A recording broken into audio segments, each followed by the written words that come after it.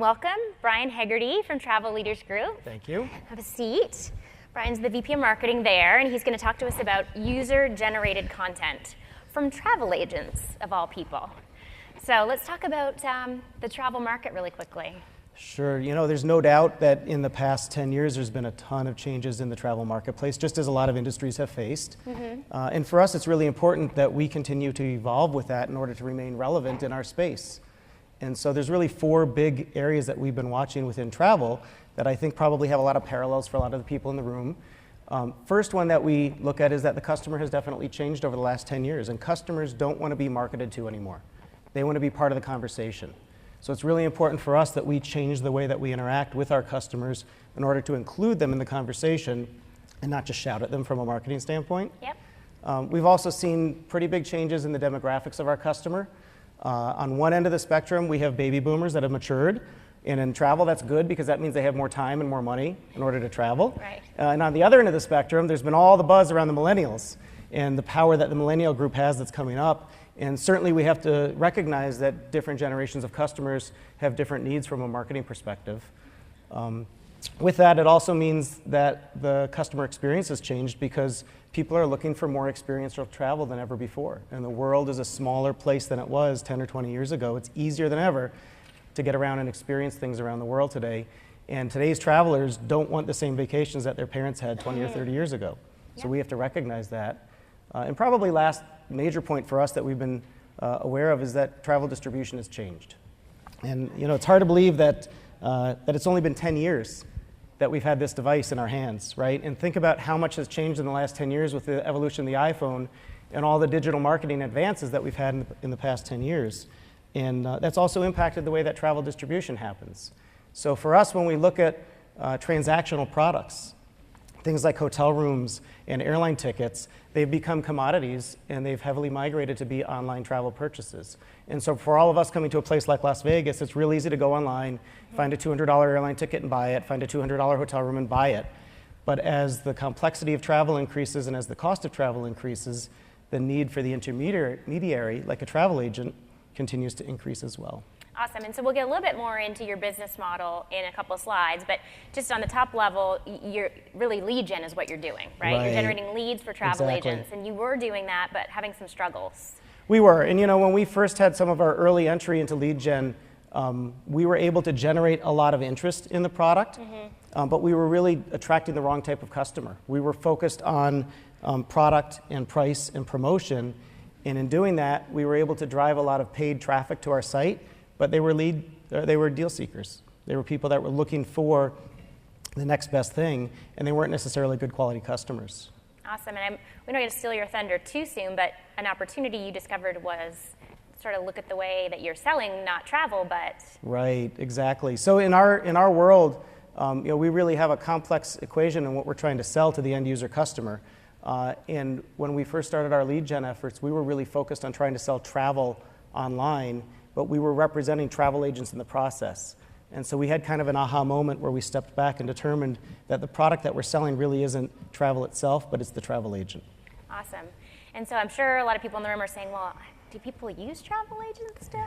Tell us about, you recognize that, right? We do. And you know, some of that goes back to the fact that as travel has changed, the need for the agent has changed as well. And on the front end of evolution, a lot of people are early adopters to go online and book travel online, but as the information becomes more and more complex and sometimes you have access to too much information, people get confused, and there's been a little bit of a rebound effect in the last couple of years of people coming back to booking with an agent because time becomes more valuable than the information that you can get. Nobody likes sitting up at midnight doing hours of research and visiting 35 different websites trying to figure out what you want to book. So we've had a lot of success at bottom of funnel in demand gen, and we'll talk about that here today. But for us, in order to continue to grow and evolve, we need to figure out how we move ourselves up in that funnel and talk to the customer earlier in their customer journey so that they may not even be considering a travel agent yet in their purchase consideration, but we want to be able to influence that for them. Great. So let's do customer first. Tell us about your average Travel Leaders Group customer. Sure. We actually have different layers of customers that we deal with. Yep. So we are the intermediary. We're the network itself. And so for us, we have travel agencies that are part of our network. So we have a customer that would be the owner of the travel agency.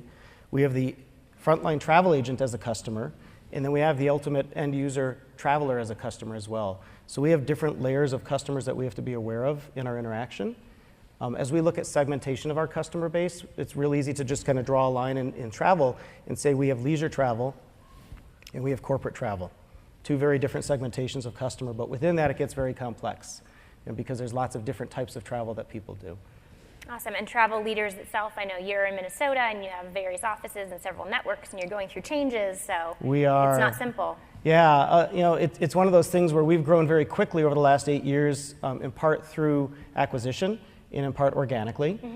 Today, we have various brands and business units that represent over 7,000 different travel agencies around the United States. We have 40,000 travel agents within our network. Yeah. We have wholly owned business units.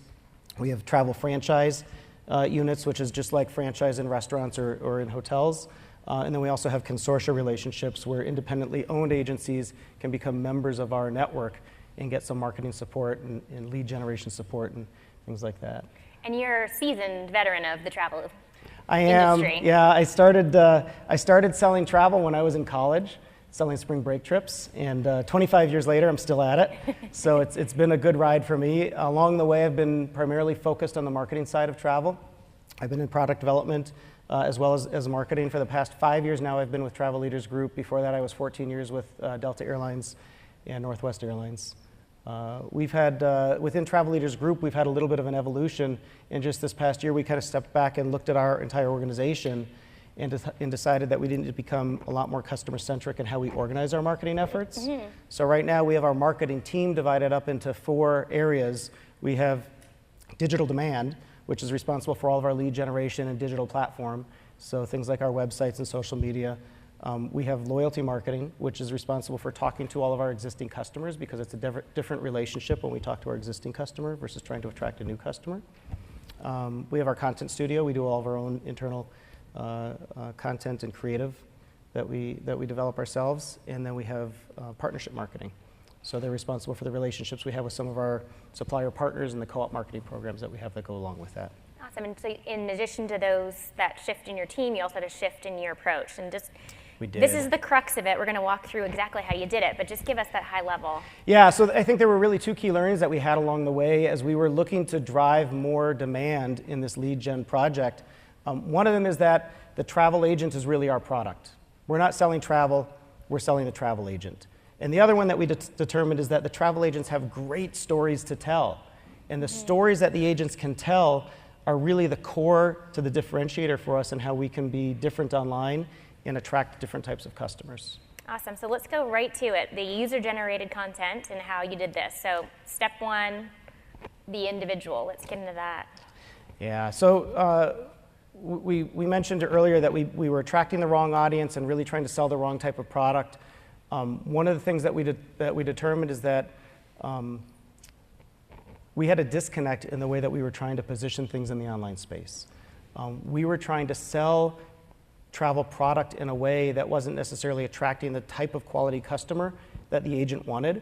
And so it resulted in frustration from the agents and the programs that we had out there because they were getting a high volume of inquiry, but a very low conversion rate. The other thing that we found is that we made the agent be the call to action. We thought that we were personalizing the online experience by just creating a face that would go online rather than a cold 800 number or a click me button. Mm-hmm. And in doing that, we made the agent the call to action, but that was really the wrong approach because we were creating the wrong connection point between the customer and the agent. And the example that we show up here on the screen is that we have a customer, Kate, who's the mom of 2 looking to book a Disney cruise, and we were connecting her to a random agent, Thomas, who specializes in European bicycling tours and foodie getaways. And in making that connection, it was uncomfortable for both of them because neither of them was really getting the value out of that equation that they wanted.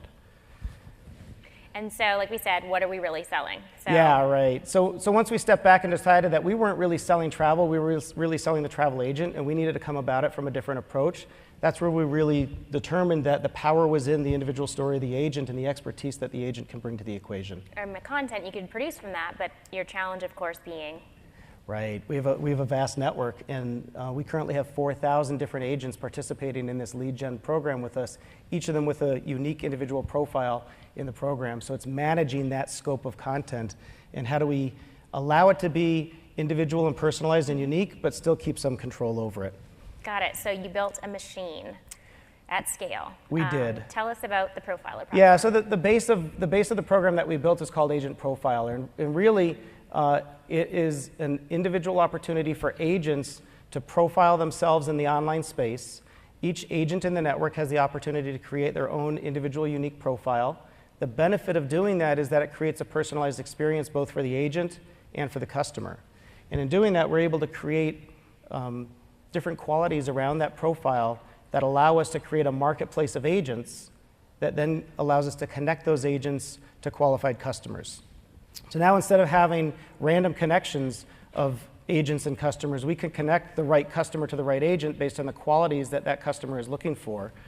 And it presents search results then that allows the customer to have some power in choosing, because every customer may have different reasons for wanting to work with different agents. Some customers may choose an agent because the picture looks good or because of the location of that agent. Other customers may choose because they have a family and the agent has a family. And so we really found that the power is in the stories that the agents are telling, and creating this platform for the agents to be the product, and we call it agent-generated content, has really become the secret sauce to the program that we put in place. Okay, now getting travel agents to produce content, you had a pretty robust rollout plan. That is a challenge. I mean, there's no doubt that when we look at it, travel agents are best at selling travel. They're not necessarily content writers. And the other factor that we had to overcome was that they didn't always have confidence in the program and the platform that we had built because they hadn't ever seen anything like that before. This was kind of a new entry point, not just within our company, but within the industry, and agents really hadn't seen success in trying to drive online leads in the past. So we really had to invest a lot in training the agents, getting that early adoption to come on board and have a belief in what we were doing. And ultimately, success breeds success. And what we found is that as we got more agents participating and could drive proven results to them, we would get more agents believing in the product and the platform and more agents wanting to participate.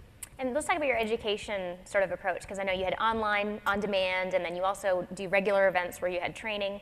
Tell us about sort of the workshop and one-on-one groups you did. We did. You know, I mentioned it earlier, really the power of all of this is the interesting stories that the agents have to tell. And behind user-generated content, that's really what it's all about, is how do you get the stories from your customers or from your employees, or in our case, our agents, to be at front and center in the conversation that you're having with the customer. And so we really needed to step back and look at how we were going to interact with the agents and help guide them in getting the stories that they could verbalize to us and get those to be put down on paper and in writing and into the profiles that they would create online. We did workshops like this where we had hundreds of agents in the room at a time. We did small group workshops. We did all kinds of recorded sessions and LMS sessions. But what we found worked really best for us was personalized interaction. So we created small group study hall sessions where we would have a facilitator and 5 or 6 agents at a time that would participate and learn from each other and really have peer-to-peer review of their profiles. And then we also hired a team of writers not to write the profiles, because if we just had a team of corporate copywriters come in and write all the profiles, they would be blah, blah, blah. Everything would sound exactly the same. Yeah. But they helped guide the agents to find the nuggets of information in their stories that were most compelling and bring those to the forefront and give them some of the best practices and tips and tricks to allow them to polish up the profiles and present a better online persona. And start to feel proud and invest in Certainly. it and get some success. Right. Like this one here. Yeah, so the other thing that we did is then we used case studies to show agents that when they invested in creating good online content, they would get results. So this was an agency that we picked in Apple Valley, Minnesota. We had 2 agents sitting side by side at desks next to each other. They had the exact same qualifications between the two. We had one agent on the left that wrote just a basic profile. We said, put the bare minimum information in that's required to get you published online. And the agent on the right worked with us, and we coached this agent to create a more robust profile and take advantage of all the different features that we have included in this agent profiler program and platform. So she created specialized bios around each of the areas that she specialized in. She created travel stories, which are blog-like entries. She added customer testimonials and certifications and all of her social channel links. She created rich media and slideshows and everything else. And the end result was dramatic. That over the course of 1 year, the agent that put the bare minimum profile in place got 63 leads, and the agent that invested and created a more robust profile, got 344 leads from the exact same program. And she booked almost $1 million worth of business off of those leads that she got in that 1 year. And you that's tell all, that that's all story. incremental to the book of business that she normally has. That's incredible. And you tell that story to everyone now. We do, of course, Yeah. because that's a success story, and we see agents all across the country that are seeing that same type of success. That's awesome.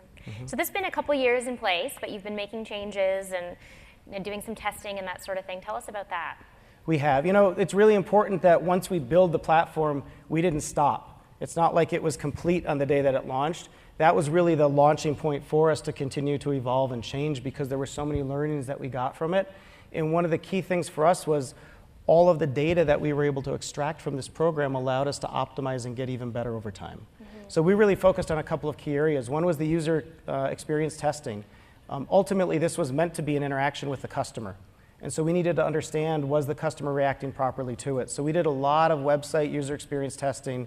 When we launched the program, we had a mobile responsive website, but what we found from it is most of the interaction that we got off of this program was from mobile, because people are easy to interact as they're on the go. And so as we've redeveloped website, everything that we do now is mobile first, to make sure that the interaction that we have and the content that we deliver and the way that we deliver it to people is in a mobile-friendly format. We do a ton of recorded sessions with customers so that we can see the high points and the low points of their interaction and remove any of the friction that might be in the way for them. And then we took a look at all the different analytics and data that comes off of this program. Not only can we see which channels are producing the best results, so we know, for example, that SEO produces way better results than third-party email, but we also get all of the keyword analysis off of the comments that customers leave from the lead gen program, so that we can see what type of content was most interactive for them and what was the content that they reacted best to, so that we can guide agents in creating more of that type of content. So it's really an ongoing approach for us to continue to evolve and get better. Great, and some of that trended into some learnings, especially around SEO. Yeah, for sure. You know, it's kind of cliche to say that content is king, but for us what we found is that as we looked at the example of that case study, agents that produce better quality content get better results. And so that's something that's really easy to take that back out into the marketplace and show agents that if you're willing to invest and put out better content, you're going to get not just more leads, but better quality leads that are more targeted to the specialization that you have. We also use technology to facilitate the opportunity. So just because you build content, or just because you have great user-generated content, doesn't mean that it does anything for you. And so for us, one of the big learnings that we had from this is that the content that we were generating was in volume. We have 4,000 agents generating unique content with multiple pages of content from each agent.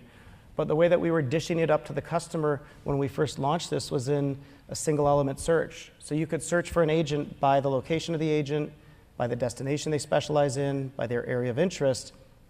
But when we converted over to do faceted search that allowed combinations of those searches together, it significantly increased the analytics and the exposure that we got from the Google search index pages. So we went from having a few hundred pages indexed on Google to having over 100,000 pages of this unique content indexed on Google just by allowing combinations of search criteria. So now somebody can search for a travel agent in Las Vegas that specializes in honeymoons to Cancun, or any other combination of those different types of facets.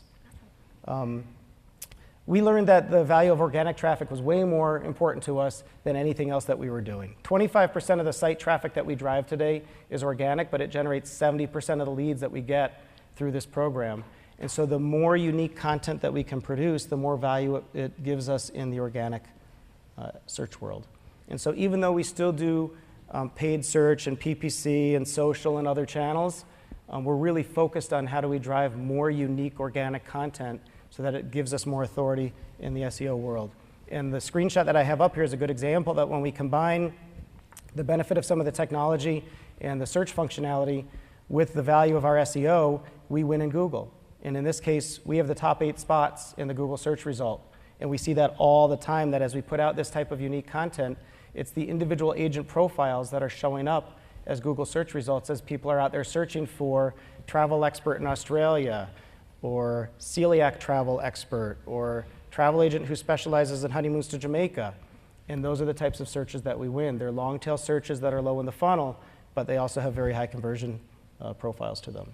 And the last thing that we learned is that speed wins. In the online space, we needed to educate the agents that were participating in this program that their investment didn't end when they created the profile. So just because they create good content, if they want to win at the lead gen game, they have to be responsive when they get a lead coming through. And what we found is that agents that respond within 24 hours have a 75% increased chance of closing the lead versus agents who wait longer than 24 hours. So it was an ongoing education process for the participating agents in our program as well to convince them that they needed to be on top of their game, not just in building a good profile, but in managing it ongoing. You're going to follow up. And also you challenged them and pushed them for improvement in a way that wasn't always popular. We did. We actually added a second layer of UGC into this program because when we first launched it, it was built upon agent-generated content, and then we added user-generated content from their customers on top of that. So now we've added customer ratings and reviews for the individual agents, so we almost have a dual-layer approach to the UGC that we have in the program right now. And at first, agents were a little apprehensive. There's no doubt that ratings and reviews are commonplace within the travel marketplace today. Everyone that travels knows that you can go online and look at the customer ratings for a hotel or a restaurant or anything else, but agents had never had that done personally for their service or their experience. And so we needed to get over the hurdle of convincing them that this was a good thing for them, even when not everything that they got in terms of their feedback was positive. And training them how to handle those. We did, right.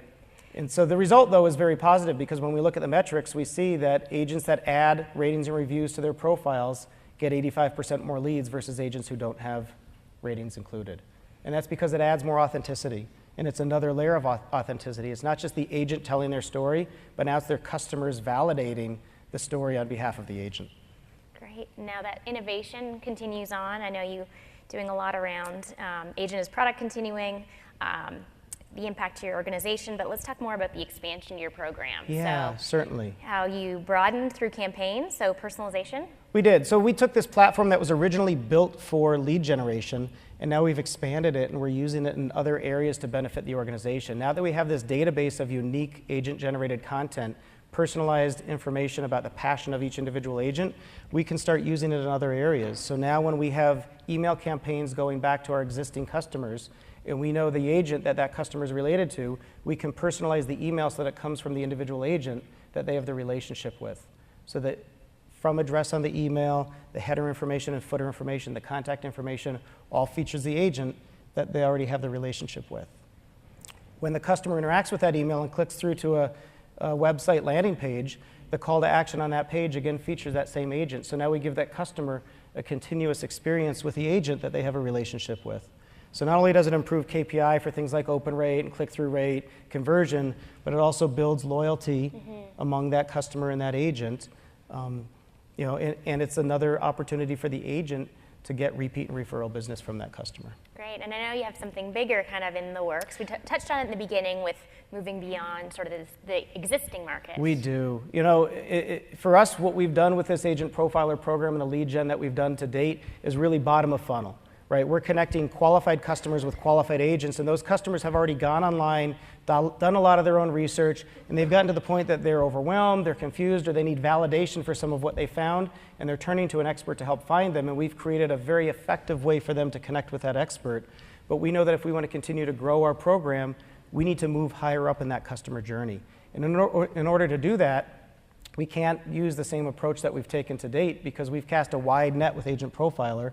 But moving to the top of funnel gets very expensive, so you have to become much more focused and narrow in the approach that you take. And so we're using a combination now of nurtured content along with the profiler type attributes to influence specific segments of customers higher up in the journey. And so we've put a test pilot case in place centered around honeymoons and weddings, which is a segment that has really good attributes because it's constantly renewing, it's not affected by the economy, it has very high yield because people are spending trip of a lifetime, and the segment is very fragmented in terms of how it goes to market today, and we think that we can make a big difference in that space. And that piece is just the first start in a whole new strategy. It is, and we're developing a whole new brand around this, and I think that you'll see a lot of the things up on the screen here that kind of reflect everything that we're talking about throughout this entire conference. We're really becoming much more customer-centric and content-focused. We're focused on that customer journey, identifying the persona targets of who we need to talk to on this, doing a lot of content mapping so that we can create content that maps to the customer journey, to the high points and low points of that customer journey. And ultimately, it's about transformation for us as an organization. We continue to evolve and realize that the future looks very different than the past. And for us to transform, we have to influence all different parts of our organization. And get some real success. Tell us about your results. Yeah, so the program that we generated at its heart was really a lead generation program, and we used agent-generated content to power it. And so for us, it really comes down to the metrics of results of lead generation. When we first launched this program 3 years ago, the first year that we had it in the market, we generated 10,000 leads. We grew that to 30,000, 60,000, and this last year we generated 100,000 leads into our network of agents from this program. We have a very high 25% conversion rate off of those leads from lead to closed won, just because they're already kind of pre-qualified as they come to us. The average sale is another metric that we track because that tells us the quality of the leads that we're producing. And in general, we're pretty happy. It's a $125 million impact to the bottom line. I think we'd all be pretty happy through with a program that. That's really powered on content that's generated from our agents. Yeah, you didn't hire a big content team or spend a ton of money. It cost us very little money to do this because it was really just based on the stories that the agents could tell. That's awesome. And so I think as we think about how to apply this to our own organization, who are the unlikely heroes of your content strategy? Think about that. Okay, I don't think we could have time for questions, but I know, Brian, you're hosting a roundtable. Why don't you tell us your key learnings, your takeaways for anyone embarking on something like this? Yeah, I think it's interesting because Max mentioned this as well. For me, one of them is that business is P2B. A lot of us are in industries where we say that we're B2B, we're B2C, we're B2B2C, but for me, it's person to person. And Max mentioned as well, it really comes down to one interaction, right? A lot of people get confused and overwhelmed by the number of impressions or the size of the email distribution, but it really comes down to that individual interaction with one customer and one agent, in our case, to make that connection. And it personalizes the experience by using the UGC. So for us, putting user-generated content into the equation added authenticity, it added the passion and the credibility of the agent, allowed them to tell their story and connect with the customer. I said that life moves fast, and that just means that both in terms of business and our customers, we have to remember that we're in a fast-paced environment today, and we have to put out the type of content and be in the places where they're at, or else we miss the opportunity, right? And then the last thing that I put on here is that it's really good to be aware of trends. It's not necessarily always so good just to be trendy. And we built this program on the foundation of core fundamentals within our business. It took us some time to figure that out. We really had to step back and understand what is the product that we're selling, who is the audience that we need to influence, and how are we going to get there. But if you know your customers and you know your product, you can use user-generated content then to your success as well. Awesome. And next year you're going to come back and tell us all about your new platform that you're working on. Bigger and better. Yes. Yes. Okay, so Brian's going to be, like I mentioned, a roundtable, table 35. This afternoon and then tomorrow morning. So thank you, Brian, for sharing your story. Great. Thank you.